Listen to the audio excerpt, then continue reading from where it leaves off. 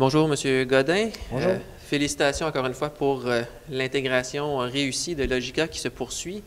Première question avec CGI, donc le bénéfice net au premier trimestre a reculé de 79 en excluant les frais liés à l'intégration de Logica, le bénéfice net qui est en hausse de 29 Est-ce que vous vous attendiez à ce que l'acquisition de Logica produise des résultats positifs aussi rapidement?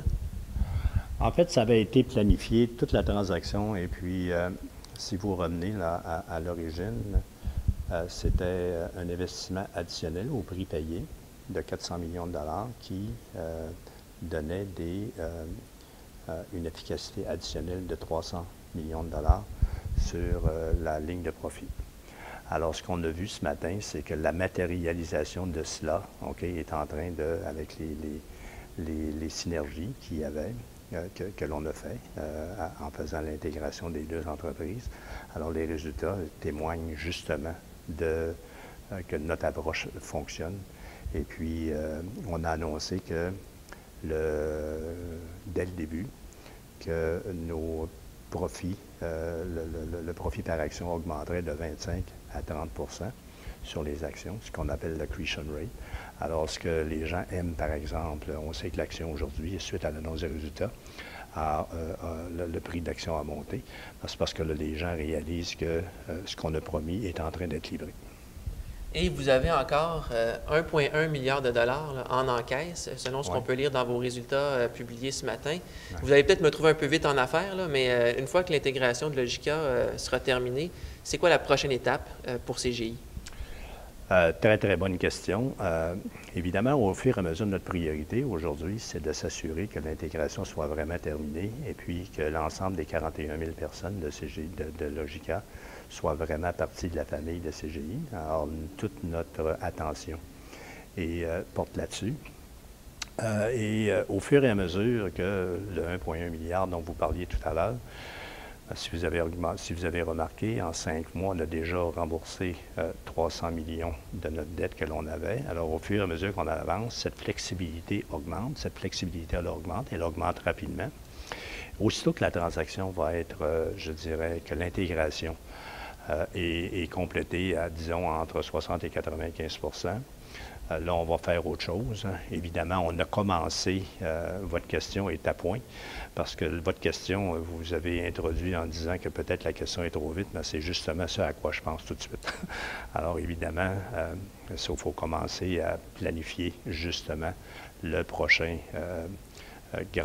transformation de CGI. Parce que c'est un marché, je disais tout à l'heure que quand j'ai terminé mon explication, on avait bâti cette entreprise-là pour croître et durer, et j'ai aussi dit que je ne voyais pas pour l'instant je ne voyais pas de limite au développement de CGI.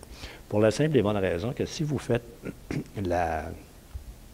si vous analysez des régions témoins de CGI, des géographies dans lesquelles nous sommes, la part de marché de CGI est seulement de 3,6 en moyenne de ces régions témoins-là. Si vous appliquez le même 3,6 dans l'ensemble des pays dans lesquels on est, alors ça nous donne un développement accéléré encore pour les 15-20 prochaines années. Alors, donc, il y a encore beaucoup de place pour la croissance chez CGI, même si vous êtes rendu la 5e entreprise mondiale dans votre secteur. Oui, exactement. Et justement, au mois de novembre, à la Journée de l'informatique du Québec à Québec, vous avez parlé de CGI qui pourrait éventuellement atteindre les 300 000 employés. Est-ce que c'est toujours une cible à atteindre chez CGI, les 300 000 employés?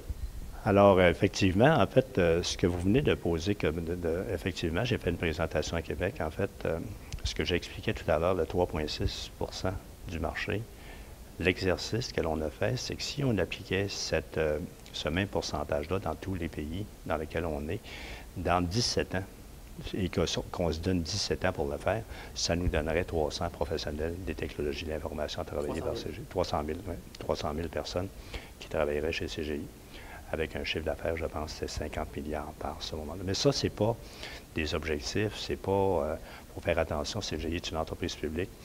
C'est plutôt au stade des aspirations. où on verrait CGI, si on faisait un rêve, où on verrait CGI dans 17 ans d'ici, donc en 2030. C'est l'exercice que j'avais fait. C'est l'exercice que j'avais partagé avec les gens lors de la journée de l'informatique.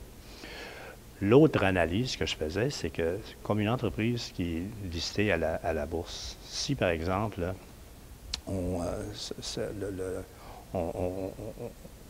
l'entreprise croîtrait à une croissance en moyenne de 10 par année, dont la moitié proviendrait de revenus d'acquisition acquise, d'entreprises acquises, et l'autre moitié en croissance organique, encore là sur 17 ans, ça nous donnerait les mêmes chiffres. Alors, c'est la raison pour laquelle, à Québec, je parlais de ça comme étant une aspiration à long terme, des aspirations à long terme. Merci beaucoup, M. Godin. Avec plaisir.